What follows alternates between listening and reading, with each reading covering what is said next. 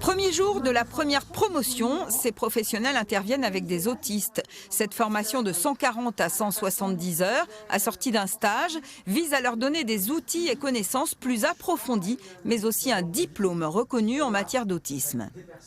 Moi, ça m'est déjà arrivé où la personne s'est retrouvée en difficulté, obligée d'arrêter l'activité ou même la sortie sportive. Dans le médico-social, on a des formations qui sont très généralistes et on se spécialise en fonction des endroits où on travaille. Et c'est vrai qu'on n'a jamais quelque chose qui vient certifier qu'on a cette expertise. On a aujourd'hui des consensus, des accords sur la façon dont on doit accompagner les personnes, les méthodes qu'on doit utiliser, les outils qu'on doit utiliser. Et il faut donc que toutes ces données récentes de la science, de la recherche, se transfèrent dans les pratiques des professionnels.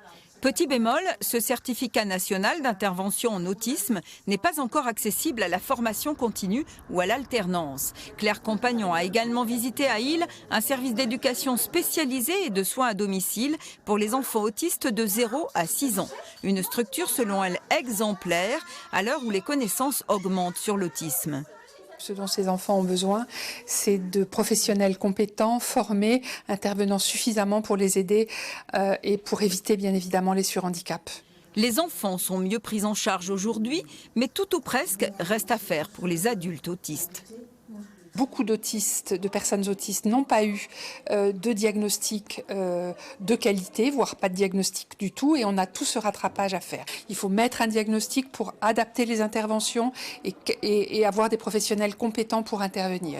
Un chantier de longue haleine, le gouvernement a rajouté 400 millions d'euros aux 7 milliards déjà mobilisés pour l'autisme.